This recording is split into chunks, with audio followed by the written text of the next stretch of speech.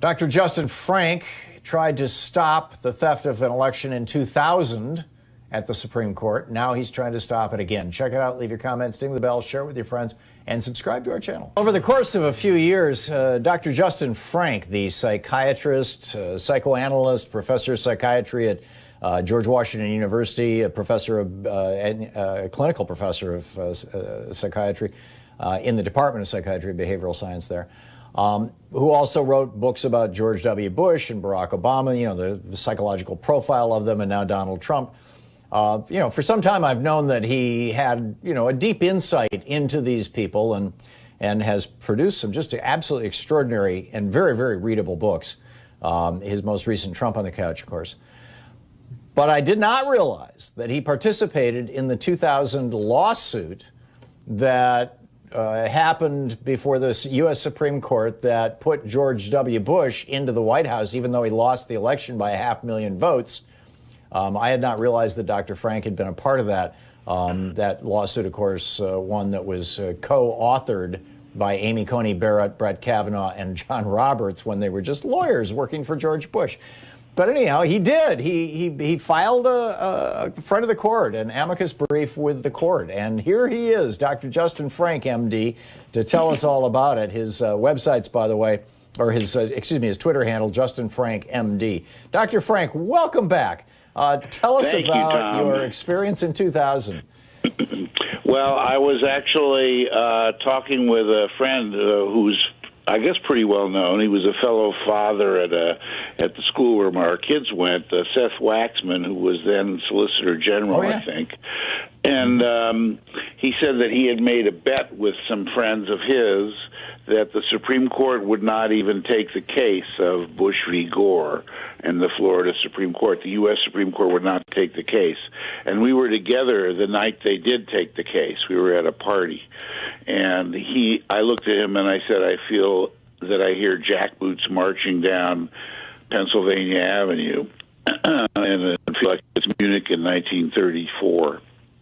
And he said, we talked, and he said, why don't I write an amicus brief? Because the original amicus brief that was the original findings that led to desegregation was in Brown versus Board of Education. There was a psychologist who wrote a very defining brief. So why don't I write as a psychoanalyst about the danger of disenfranchisement and not having your vote count? So that's what led to my doing it. So I did it and sent the brief in, and it was actually tacked on to another brief that was submitted by a much larger group, but it's just basically there in the Supreme Court. And I took it out and started looking at it in the last couple of weeks, and I realized that it was a really important document and somewhat predictive in a way that's disturbing to me, as in terms of what we're going through in this country right now. And so that's what I did. And I said that in the amicus brief, the danger is, the reason it's important to write this as a psychoanalyst is that if people feel disenfranchised, like in Florida, it activates family trauma. It activates feeling of being a kid and not having a say in development.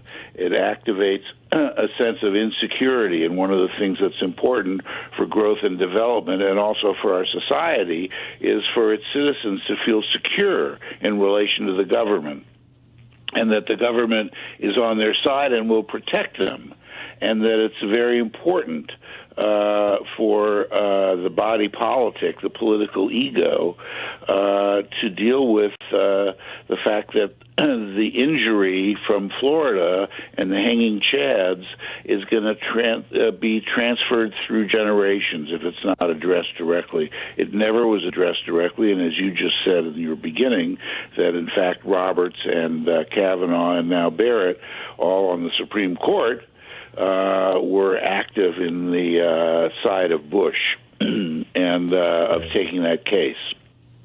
So when you... Yeah, go ahead, you can talk to me. Well, finish your thought. I'm sorry. I'm just saying that what that leads to is it's important to know that you can vote, and there's a problem that we're having much more now with disenfranchisement and also the attack on voting by mail that Trump has started. But there's also the feeling that even if you do vote, will your vote be counted? So it's important to have confidence in the system. And if you don't have a faith in the system, and I think some people lost faith, the people I know who are most anxious about what's happening now are people who really remember those hanging chads from 20 years ago. So in the 3.5 minutes we have left before we hit a hard break that I can't control, on this program I've talked many times about how my sense of things is that, at least my own personal experience, those moments in my life when I have felt genuine rage have always been moments when I felt like I had lost control, that somebody else was, had control over my life, and that produced that kind of rage response. And I was telling my listeners yesterday, just in the last 3 days, Louise and I have had just 3 now random casual interactions with strangers where the strangers have just blown up. One was a road rage incident. One was, a person that Louise was telling her how to park her car so that she wouldn't get a ticket. And the woman just went nuts and started screaming at us. It seems to me that the whole country feels like it's lost power and is experiencing rage. What do we do about this, both at the level of the country? Obviously, we need to clean this act up so votes actually get counted. But how can we deal with it at the individual level as well, so that we're not inflicting that, the rage that comes out of those feelings of powerlessness on our loved ones or on random strangers? Well, I think we have to take a step back and talk about powerlessness for 1 minute here, which is that one of the things that's important is the idea of containment, that if you don't feel safe with your aggression, if you don't feel contained, that the government is there to protect you, then when you start feeling powerless, you will also feel powerless to contain yourself. And you won't be able to contain your own rage and your own aggression. Containment and being contained as a child helps the child over time, internalize the capacity to contain his or her own emotions and feelings, so you don't necessarily become dominated by them and out of control. Right. And I think that's what's happening when we have a government that is attacking containment. And in the amicus brief in 2000, it was about being able to rely on the judiciary if the executive is going to attack containment. But now we can't go to the judiciary, and that's what's different from 2000. They didn't protect us, but this brief was written hoping that they would.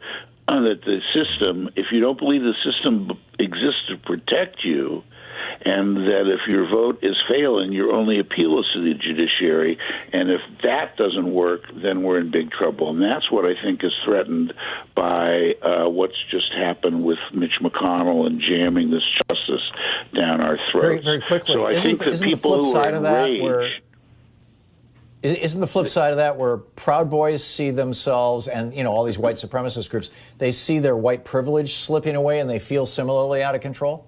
Yes, in fact, I think both the problem when there is disenfranchisement, that both groups of people will feel disenfranchised.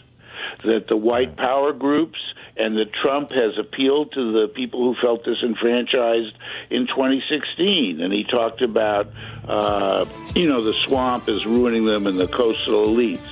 I think that both sides feel frightened and paranoid about each other. And it's really dangerous what's happening.